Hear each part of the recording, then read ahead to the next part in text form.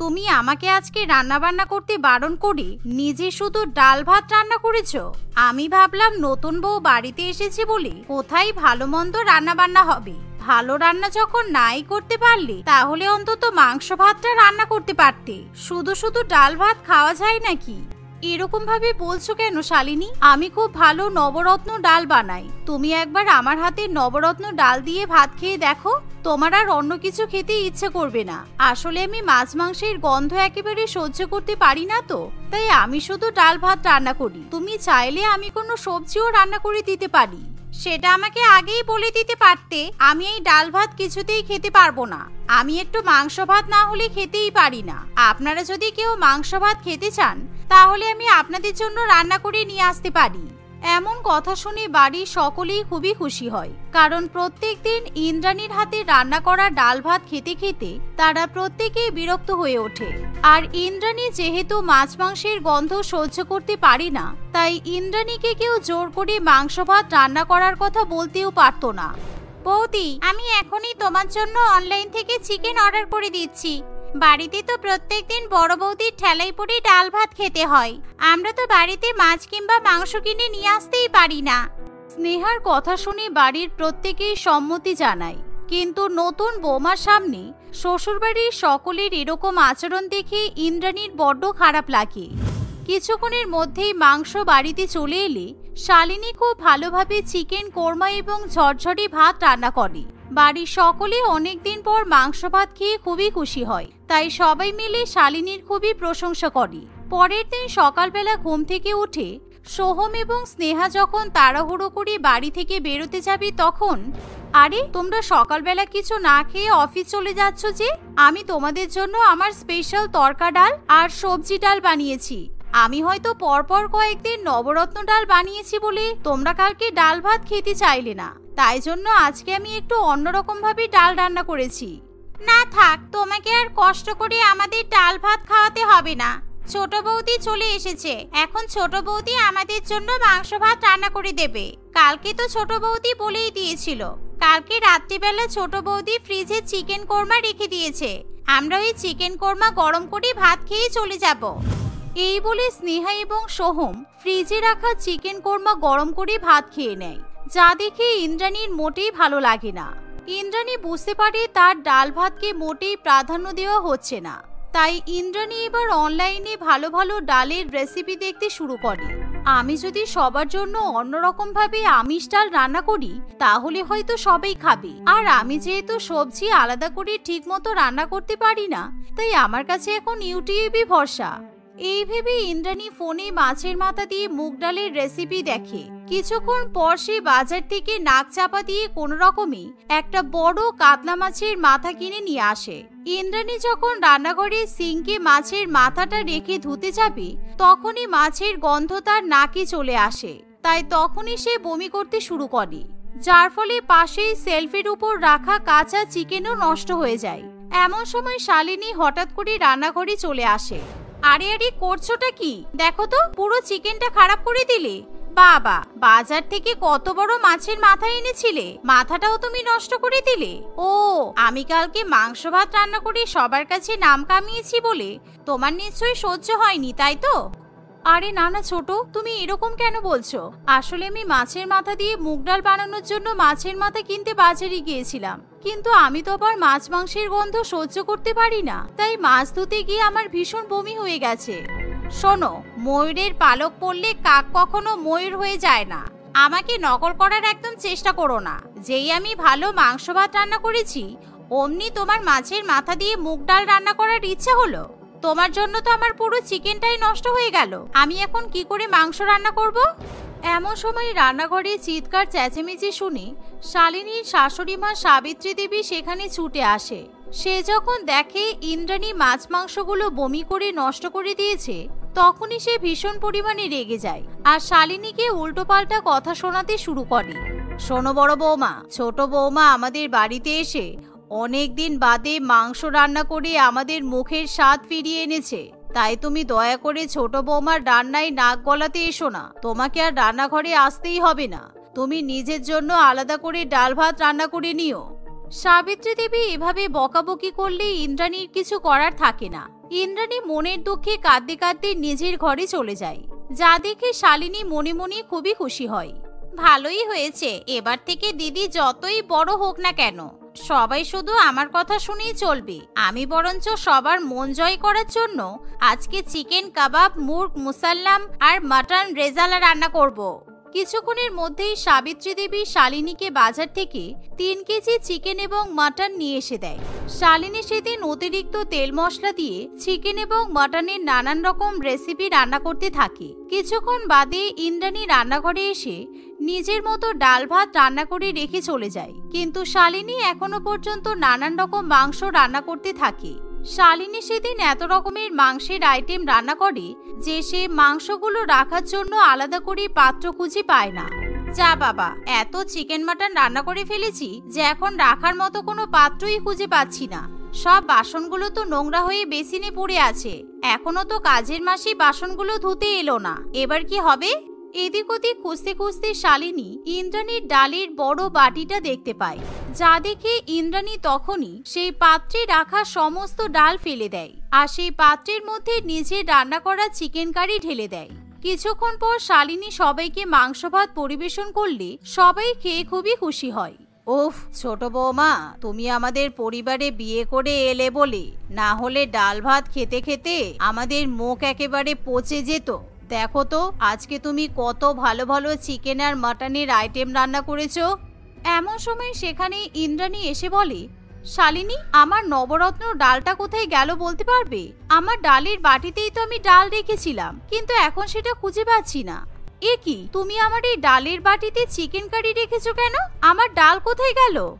আসলে আমি কোনো পরিষ্কার থালা বাসন পাইনি বলে তোমার ডালের বাটিটাতেই চিকেন কারি রেখেছি। তাছাড়া হাত লেগে তোমার রান্না করা ডালটা পড়ে গিয়েছিল। ও কোনো ব্যাপার নয়, তুমি পেঁয়াজ আর লঙ্কা দিয়ে ভাত খেয়ে নাও। এমনিতেও তো ডাল ভাত খাওয়া আর পেঁয়াজ লঙ্কা দিয়ে ভাত খাওয়া দুটো একই ব্যাপার। এই কথা শুনে ইন্দ্রাণী কিছু বলতে পারে না, এমনকি ইন্দ্রাণীর হয়ে তার শ্বশুরবাড়ির লোকেরাও কেউ কোনো কথা বলে না। ফলে ইন্দ্রাণী সেদিন শুধু ভাতই খেয়ে নেয়। এভাবে প্রত্যেক দিনই শালিনী সবার জন্য খুব বেশি তেল মশলা দিয়ে চিকেন এবং মাটনের নানান রকম আইটেম রান্না করতে থাকে। এভাবেই দেখতে দেখতে কিছুদিন কাটে। এরই মধ্যে প্রত্যেক দিন প্রচুর পরিমাণে মাংস রান্না করতে গিয়ে শালিনী একেবারে বিরক্ত হয়ে ওঠে। এমনকি একদিন শালিনীর গায়ে খুব জ্বর আসে, তাই ইন্দ্রাণী সেদিন নিজে রান্নাঘরে গিয়ে সবার জন্য ডাল ভাত রান্না করে। না না, আমরা একদমই ডাল ভাত খেতে পারবো না। এতদিন খুব কষ্ট করে মুখ বুঝে খেয়ে এসেছি, কিন্তু আর নয়। এখন ছোট বৌদির মাংস ভাতের সামনে তোমার এই ডাল ভাত খুব ফিকে হয়ে গেছে। ভালো চিকেন বা মাটনের রেসিপি রান্না করাটা একটা আলাদাই ট্যালেন্ট। আরে বাবা, তোরা এই সামান্য ব্যাপার নিয়ে এত বড় ঝামেলা করলে হবে? আমি যে আমার বাপের বাড়ির লোকজনকে ছোট বৌমার হাতের স্পেশাল মাংস ভাত খাওয়ানোর জন্য নিমন্ত্রণ করে বসে আছি। এখন তো ছোট বৌমার শরীর খারাপ, আমরা ওদেরকে কি খেতে দেব? এভাবে সাবিত্রী দেবী ঠিক করে শালিনী যতই অসুস্থ হোক না কেন আজকে বাড়ির অতিথিদের জন্য তাকে মাংস ভাত রান্না করতেই হবে। তাই তখনই সাবিত্রী দেবী শালিনীর ঘরে যায়, কিন্তু শালিনী তখন প্রচন্ড জ্বর অবস্থাতে বিছানার উপর শুয়ে থাকে। ছোট বৌমা, ও ছোট বৌমা, তাড়াতাড়ি ওঠো, আমাদের বাড়িতে অতিথি আসবে। আমি অনেক বেশি করে চিকেন আর মাটন নিয়ে এসে ফ্রিজে রেখে দিয়েছি, উঠে রান্না বান্না করে দাও। আমার বাপের বাড়ি থেকে সবাই তোমার হাতের মাংস ভাত খাওয়ার জন্য আসছে। আরে, আমার একদিন শরীর খারাপ করেছে, আপনারা কি আমাকে একটা দিনও ছুটি দিতে পারবেন না? প্রত্যেক দিন তো মাংস ভাত খেয়েই চলেছেন, আপনাদের জন্য ডাল ভাত কিংবা সবজি রান্না করে দেবে।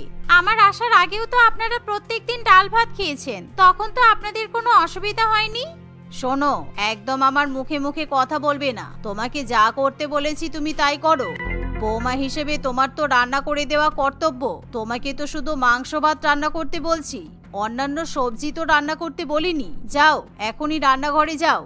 এই কথা শুনে শালিনী বাধ্য হয়ে অসুস্থ শরীর নিয়েও রান্নাঘরে চলে যায়। রান্নাঘরে গিয়ে সে চিকেন এবং মাটনের বেশ কয়েক রকমের রেসিপি রান্না করে, কিন্তু শালিনীকে এরকম অসুস্থ অবস্থায় রান্না করতে দেখে ইন্দ্রাণীর খুবই খারাপ লাগে। মা, আমি তো সবার জন্য নবরত্ন ডাল, তড়কা ডাল, সবজি দিয়ে ডাল আরো অনেক রকমের ডাল রান্না করেছি, তাহলে কেন শুধু শুধু শালিনীকে কষ্ট দিয়ে আবার মাংস ভাত রান্না করাচ্ছেন? এরকম অসুস্থ শরীর নিয়ে কেউ রান্না করতে পারে? ইন্দ্রাণী অনেকবার বোঝানোর চেষ্টা করলেও সাবিত্রী দেবী কিছুই শুনতে চায় না, যার ফলে শালিনী তার শ্বশুরবাড়ির লোকেদের উপর ভীষণই রেগে যায়। তাই শালিনী সেদিন ইচ্ছা করে রান্না করার সময় চিকেন এবং মাটনের মধ্যে প্রচুর পরিমাণে ঝাল মশলা মিশিয়ে দেয়। আর যেহেতু শালিনী সেদিন অসুস্থ থাকে, তাই তার কিছুতেই মাংস ভাত খেতে ইচ্ছা হয় না। জানি আমি তোমার ডাল ভাত নিয়ে তোমাকে অনেক কথা শুনিয়েছি, কিন্তু আজকে সত্যি আমার মাংস ভাত খেতে ইচ্ছা করছে না। এই শুনে ইন্দ্রাণী খুবই খুশি হয়। ইন্দ্রাণী তখনই শালিনীকে নবরত্ন ডাল দিয়ে ভাত খেতে দেয়। অন্যদিকে অতিথিরা বাড়িতে এলে শালিনী সবাইকে মাংস ভাত পরিবেশন করে, কিন্তু সামান্য একটু মাংস ভাত খাওয়ার পরই অতিথিদের ভীষণ পরিমাণে ঝাল লেগে যায়, তাই তারা কিছুতেই সেই খাবার খেতে পারে না। হ্যাঁ রে সাবু, তোর নতুন বৌমা একই রান্না করেছে, এত রিচ খাবার, ছি ছি ছি। আর এই রান্নারই তুই এত বেশি প্রশংসা করতিস? এইরকম রান্না বান্না খেলে তোর পেটটা তোর বেশি দিন ভালো থাকবে না। আর এখন তো তোর বয়স হয়েছে, তাই এখন থেকে বড় বৌমার হাতে ডাল ভাত খা, বুঝেছিস? হ্যাঁ, আমরাও রিচ খাবার খাওয়া একদমই ছেড়ে দিয়েছি। মাঝে মধ্যে মাংস ভাত খেয়ে থাকি, তাও একদম হালকা মশলার। আগের বার তোমাদের বাড়িতে এসে নবরত্ন ডাল দিয়ে ভাত খেয়েছিলাম, তার সাথে ছিল ঝুরি আলু ভাজা, পটল ভাজা, আরো কয়েক রকমের ভাজাভুজি। সেই খাবারের স্বাদই একেবারে আলাদা ছিল। এখন কিন্তু বেশিরভাগ দিন আমিও বাড়িতে নবরত্ন ডাল বানাই। এমন কথা শুনে ইন্দ্রাণী তখনই সবাইকে ডাল ভাত পরিবেশন করে। অতিথিরা সবাই সেই ডাল ভাত খেতে শুরু করে, আর অতিথিরা সবাই খুবই মজা করে সেই ডাল ভাত খেয়ে নেয়। কিছুক্ষণ পর অতিথিরা খাওয়া দাওয়া করে বাড়ি থেকে চলে যাওয়ার পর, এবার থেকে বড় বৌমা আর ছোট বৌমা তোমরা দুজনেই রান্না করবে। আমরা সপ্তাহে 4-5 দিন ডাল ভাত খাবো, আর বাকি দিনগুলো ছোট বৌমার হাতের মাংস ভাত খাবো, কারণ এত ঝাল মশলা দেওয়া খাবার কিন্তু প্রত্যেক দিন খাওয়া ভালো নয়। এই শুনে ইন্দ্রাণী খুবই খুশি হয়। কিছুদিনের মধ্যে ইন্দ্রাণী এবং শালিনীর মধ্যেও ভাব হয়ে যায়। তারা দুজনেই এখন শ্বশুরবাড়িতে সবাইকে ডাল ভাত এবং মাংস ভাত পালা করে খাওয়াতে থাকে। কলকাতা শহরে এক উচ্চবিত্ত ধনী পরিবারে কমলা দেবী তার 3 বৌমা মিনা, সিনা ও মনিকাকে নিয়ে বসবাস করে। মিনা, সিনা ও মনিকা খুবই উচ্চশিক্ষিত ঘরের এবং বড়লোক ঘরের মেয়ে ছিল। শহুরে ফ্যাশন, নিত্য নতুন জামা কাপড় এবং সাজগোজ নিয়েই ব্যস্ত থাকত। সংসারের দিকে তাদের কোনো মন ছিল না। কমলা দেবী তার 3 শহুরে বৌমাকে নিয়ে সবসময় গর্ব করে। মিনা, সিনা ও মনিকার রূপের অহংকারে মাটিতে পা পড়ত না। 3 শহুরে বৌমার মধ্যে মিনা শুধু একটি ছোট্ট ছেলে ছিল। অপরদিকে কমলা দেবীর 2 ছোট ছেলে রাজ ও রোহান গ্রামের মেয়ে কবিতা ও সবিতার সঙ্গে বন্ধুত্ব করে বিয়ে করবে বলে বাড়িতে জানায়। তোদের কি মাথা খারাপ হয়ে গেছে রে? শেষমেশ গিয়ে গ্রামের মেয়ের উপর নজর পড়লো। ছি ছি, তোদের তো দেখছি পড়াশোনা শিখিয়ে কোনো লাভ হলো না।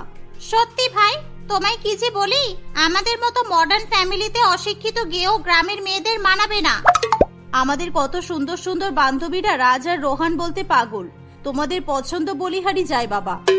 এক্স্যাক্টলি, ওসব থার্ড ক্লাস গেও মেয়ে চলবে না। আমাদের তো একটা স্ট্যান্ডার্ড আছে নাকি, যাকে তাকে বাড়ির বউ বানানো যাবে না। তাছাড়া আমি পাড়া প্রতিবেশীদের কিভাবে মুখ দেখাবো? আমার 3 হাই সোসাইটি শহুরে বৌমার পাশে গ্রামের 2টো কানা বেগুন দেখে লোকে তো হাসবে। রাজ ও রোহান কিছুতেই কোনো কথা শুনতে চায় না। তারা জেদ ধরে বসে থাকে।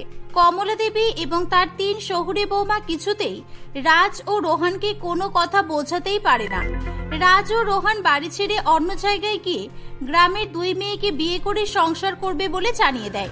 2 ছেলের বাড়ি ছেড়ে চলে যাওয়ার কথা শুনে সবাই খুব ভয় পেয়ে যায়। তাই তারা রাজ ও রোহানের সঙ্গে কবিতা ও সবিতার বিয়ে দিতে রাজি হয়ে যায়। কিছুদিন পর রাজ ও রোহানের সঙ্গে কবিতা ও সবিতার ধুমধাম করে বিয়ে হয়। বিয়ের পর যতই গায়া ভূতগুলো বিয়ে করে আমাদের বড়লোক বাড়িতে এসে উঠুক না কেন, আমি কিছুতেই ওদের এই বাড়িতে টিকতে দেব না। ঠিক বলেছো দিদি, সব সময় কেমন মাথায় ঘোমটা দিয়ে থাকে, দেখলে মনে হয় মুখে গোবর মাখিয়ে দিই। মেকআপও ইউজ করতে পারে না। হ্যাঁ হ্যাঁ, যা বলেছিস। কসমেটিক্স এর নাম জানে যে ইউজ করবে? ওই গোবর দিয়ে নিজেদের মুখে ঘুটে ছুটে মারুক, দেখতে যদি একটু ভালো লাগে। কমলা দেবী এবং তার 3 শহুরে বৌমা কবিতা ও সবিতার উপর সবসময় খুবই অত্যাচার করে। তাদেরকে দিয়ে কমলা দেবী রোজ ঘর মোছায়, তাদের সকলের জামা কাপড় কাচায়, এমনকি সবিতা ও কবিতা বাড়ির সব রান্না বান্নাও করে দেয়। তারা বাড়ির সব এঁটো বাসনও মাজে। মিনার ছেলেকেও কবিতা ও সবিতা দেখাশোনা করে। একদিন মিনা কবিতাকে ডেকে বলে, এই কবিতা, আমার হাতে সুন্দর করে এই বিদেশি নেল পলিশ পরিয়ে দে তো। সুন্দর স্টাইল করে পরাবি কিন্তু, যেন ভেটকে না যায়। কবিতা বিদেশি নেল পলিশ দেখে অবাক হয়ে যায়। দিদি, আমি তো এরকম বিদেশি নেল পলিশ আগে কোনোদিনও দেখিনি, এরকম জিনিস হয় নাকি? মিনা কবিতার কথা শুনে তাকে ব্যঙ্গ করা শুরু করে দেয়। কবিতা কিছু না বলে মিনার হাতে ধ্যাবড়া ধ্যাবড়া করে নেল পলিশ পরিয়ে দেয়। মিনা নেল পলিশ পরানো দেখে আঁতকে ওঠে। সে কবিতার উপর রেগে যায় এবং তাকে যা নয় তাই বলে অপমান করে। কিছুদিন এভাবেই কাটে। শহরের 3 বউ সবিতা ও কবিতাকে অপদস্থ করার এক ফোন দিয়ে আটে। এই কবিতা, সবিতা, চল আজকে আমরা 3 জন তোদেরকে নিয়ে গয়না কিনতে যাব। কিন্তু দিদি, জামা কাপড়গুলো এখনো কাঁচা হয়নি যে, এইগুলো কাঁচা না হলে মা খুব বকা দেবেন। উফ, সব সময় শুধু ইলিটারেটদের মতো কথাবার্তা। তোরা তো আবার ওয়াশিং মেশিনও ইউজ করতে জানিস না। এখন চল, পরে বাড়ি এসে জামা কাপড় কাচবি।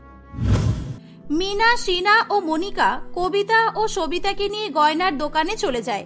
কবিতা ও সবিতা অত বড় সুন্দর গহনার দোকান আগে কখনো দেখেনি, তাই তারা অবাক দৃষ্টিতে সব দিকে তাকিয়ে দেখতে থাকে। অমন হা করে কি দেখছিস রে গাইয়াগুলো? বাবার জন্মে কোনোদিনও গহনা কিনেছিস? কোনোদিনও সোনার দোকানে পা রেখেছিস বলে মনে হয় না। এমন করে বলছো কেন দিদি? আমাদের বাবার কাছে গহনা কেনার মতো অত টাকা ছিল না গো দিদি। হ্যাঁ, তা ঠিকই বলেছিস। বিয়ের সময় তো তোর বাবা 2 বোনকে তামার চুড়ি হার পরিয়ে শ্বশুর বাড়িতে পাঠিয়ে দিয়েছিল। তোর বাপ সোনা কোনটা সেটাই তো চেনে না। এত অপমানজনক কথা শুনে কবিতা ও সবিতা 2 বোন কান্নাকাটি শুরু করে। তাদের চোখে জল দেখে মিনা, শিনা ও কবিতা খুবই হাসাহাসি করে। মিনা, শিনা ও মনিকা অনেক সোনা গহনা কেনাকাটি করে, কিন্তু কবিতা ও সবিতাকে কিছুই কিনে দেয় না। এই, তোরা আমাদের গহনার উপর লোভ দিস না যেন। তোরা পাশের দোকান থেকে কাচের চুড়ি কিনে নে যা। তোদের গাইয়া 2 বোনের হাতে ওইগুলোই মানাবে। কবিতা ও সবিতা চোখে জল ফেলতে ফেলতে বাড়ি ফিরে আসে। সবাই মিলে কবিতা ও সবিতাকে এক মুহূর্ত আরাম করতে দিত না। একদিন দুপুরবেলা খেয়ে দিয়ে মিনা, শিনা ও মনিকা ঘুমিয়ে পড়ে। সবাই খুবই অল্প পরিমাণ খাবার কবিতা ও সবিতার জন্য রেখেছিল। তারা 2 বোন বাড়ির সব কাজ শেষ করে খাবার নিয়ে খেতে বসে। সেই সময় একজন ডেলিভারি বয় তাদের বাড়িতে এসে ডাকাডাকি শুরু করে। পার্সেল আছে, পার্সেল আছে, কেউ বাড়িতে আছেন? পার্সেল। কি হলো, দরজাটা খুলুন। এত দুপুরে কে ডাকাডাকি করছে বলো তো? বাড়ির সবার তো ঘুম ভেঙে যাবে। এই শহরে কখন যে কি হয় বোঝা মুশকিল। কবিতা, সাবধানে যা, দেখ তো কে এমন বিকট করে কি সব বলছে। হ্যাঁ তাই তো, কি জানি এসব শহুরে আদব কায়দা বুঝি না বাবা। যাই গিয়ে দেখি, একটু খাবো তাও শান্তি নেই। কবিতা ও সবিতা দরজা খুলে উকি মেরে এক অচেনা লোককে দেখে ভয় পেয়ে যায়। ডেলিভারি বয় তাদের হাতে পার্সেল ধরাতে চাইলে তারা কিছুতেই পার্সেলটা নিতে চায় না। কবিতা ও সবিতা চিৎকার করতে শুরু করে। মিনা, শিনা ও মনিকা দৌড়ে বাইরে বেরিয়ে আসে। এই ভর দুপুরে তোরা 2 জন ষাঁড়ের মতো চিৎকার করছিস কেন? তোদের গ্রামের গরুর গোয়াল পেয়েছিস নাকি আমাদের বাড়িটাকে? গো গো করে শুধু গরুর মতো ডেকেই যাচ্ছে। কবিতা ও সবিতা তাদেরকে ডেলিভারি বয়ের কথা বলে। মিনা, শিনা ও মনিকা সবিতা ও কবিতার কথাগুলো শুনে খুবই রেগে যায়। তারা সবিতা ও কবিতাকে খুবই বকাবকি শুরু করে। তোদের মাথায় কোনো বুদ্ধি নেই? ও অচেনা লোক হতে যাবে কেন? আমরা অনলাইনে ল্যাপটপ অর্ডার করেছি, তার ডেলিভারি দিতে এসেছে। আরে, এরা এসব বোঝে না। কোনোদিনও ফোন ইউজ করেছে নাকি? এরা আবার অনলাইনে অর্ডার বুঝবে কি করে? সত্যি আমরা বুঝতে পারিনি দিদি। আমাদের যা লাগতো আমরা তো গ্রামের হাট থেকেই গিয়ে নিয়ে আসতাম। হাট? ইস, রাজরোহন কোন গন্ডগ্রাম থেকে এদের তুলে এনেছে কি জানি। তোরা হাটের জিনিস ব্যবহার করিস? ছি ছি ছি ছি। সস্তার 3 অবস্থা লোকে বলে না, তোদের দেখে সস্তার 2 অবস্থা বুঝে গেলাম। যত সব ভিখারিগিরি দেখলে গা জ্বলে যায়। মিনা পার্সেলটা নিয়ে নেয় এবং অনলাইনে পেমেন্ট করে দেয়। পার্সেলটা খুলে তারা একটা বড় সুন্দর ল্যাপটপ বার করে দেখতে দেখতে 3 জনে ঘরে চলে যায়। সবিতা ও কবিতাও নিজেদের ঘরে চলে যায়। কিছুদিন পর মিনা সবিতাকে ডেকে পাঠায়। সে সবিতাকে সুন্দর করে চা বানানোর অর্ডার দেয়। সবিতা তাদের ঘরে চা বানিয়ে নিয়ে আসে। মিনা, সিনা ও মনিকা তাদের নতুন ল্যাপটপটা বিছানায় রেখে গল্প করতে শুরু করে। দেখ দেখ কি সুন্দর ল্যাপটপের রংটা, এতে সিনেমা দেখতে খুব ভালো লাগবে বল। আমি আজকেই একটা নতুন সিনেমা দেখব। ও দিদি, ওই দেখো গাইয়াটা চা নিয়ে এসেছে। ঠিক সেই সময় অন্যমনস্ক হয়ে সবিতার হাত পিছলে যায় এবং গরম চা ল্যাপটপের উপর পড়ে। সবাই চিৎকার করে ওঠে, এ বাবা, অসভ্য মেয়ে, কি করলি রে তুই? দিলি তো আমাদের ল্যাপটপটা নোংরা করে, ঢাকনাটা পুরো নোংরা হয়ে গেল। ছি, যা এখনই এটা পরিষ্কার করে দে, যা ভাগ বলছি, ক্লিন করে নিয়ে আয়। সবিতা ল্যাপটপটা নিয়ে কাঁদতে কাঁদতে ঘর থেকে বেরিয়ে আসে। কবিতা ও সবিতা বুঝতে পারে না কিভাবে ল্যাপটপ পরিষ্কার করতে হয়। তারা ল্যাপটপটা নিয়ে ডিটারজেন্ট গোলা জলে চুবিয়ে দেয় এবং ভালো করে স্কচব্রাইট দিয়ে ঘষতে শুরু করে। অনেকক্ষণ হয়ে গেছে দেখে মিনা, সিনা ও মনিকা সবিতা ও কবিতার ঘরে এসে দেখে তারা ডিটারজেন্ট দিয়ে তাদের দামি ল্যাপটপটা পরিষ্কার করছে। এই দেখে তারা তেলে বেগুনে জ্বলে লাফিয়ে ওঠে। তোরা কি করছিস? ল্যাপটপটা ডিটারজেন্টের জলে ধুচ্ছিস কেন? কি অশিক্ষিত মেয়ে রে তোরা! বাবারে বাবা, জানিস এটার দাম কত? 1 লক্ষ টাকা। চোখে দেখেছিস কখনো? আরে ওরা চোখে দেখেছি নাকি এসব 1 লক্ষ টাকা? কটা শূন্য হয় 1 লক্ষ টাকা এরা জানে? এদের বাবাও জানে কিনা সন্দেহ। কবিতা ও সবিতা এই কথা শুনে খুবই কান্নাকাটি শুরু করে দেয়।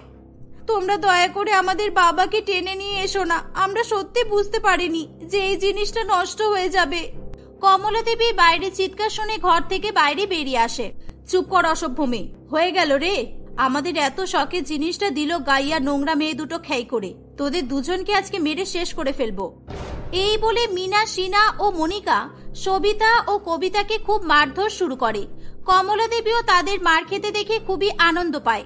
সে তাদেরকে আরো বেশি করে উস্কে দেয়। এভাবে কিছুদিন কাটে। একদিন মিনা তার ছেলেকে নিয়ে গরমের মধ্যে ছাদে ঘুম পাড়াতে যায়। দিদি, এই রাত্রিবেলা ছেলেটাকে নিয়ে ছাদে যেও না, ওর শরীর খারাপ করবে, ওর হাওয়া বাতাস লেগে যাবে। কিচ্ছু হবে না, এটা শহর, বুঝলে? তোমার এই গেও কুসংস্কার তোমার কাছেই রাখো। আমাদের শহরে সবাই বাচ্চাদের এভাবেই ঘুম পাড়ায়। মিনা বাবুনকে নিয়ে ছাদে চলে যায়। সে বাবুনকে ঘুম পাড়িয়ে বেঞ্চে শুইয়ে দেয়। নিজেও ফোনে ভিডিও দেখতে দেখতে গভীর ঘুমে ঘুমিয়ে পড়ে। কিছুক্ষণ পরে বাবুনের ঘুম ভেঙে যায় এবং সে আস্তে আস্তে বেঞ্চ থেকে নেমে খেলতে খেলতে ছাদের ধারে চলে যায়। আর একটু এগোলেই বাবুন ছাদ থেকে পড়ে যাবে, এরকম একটা পরিস্থিতির সৃষ্টি হয়। সেই সময় মিনার ঘুম ভেঙে যায়। সে এই দৃশ্য দেখে ভয়ে মুখ থেকে কোনো শব্দ বার করতে পারে না। ঠিক সেই সময় কবিতা ও সবিতা ছাদে উঠে আসে।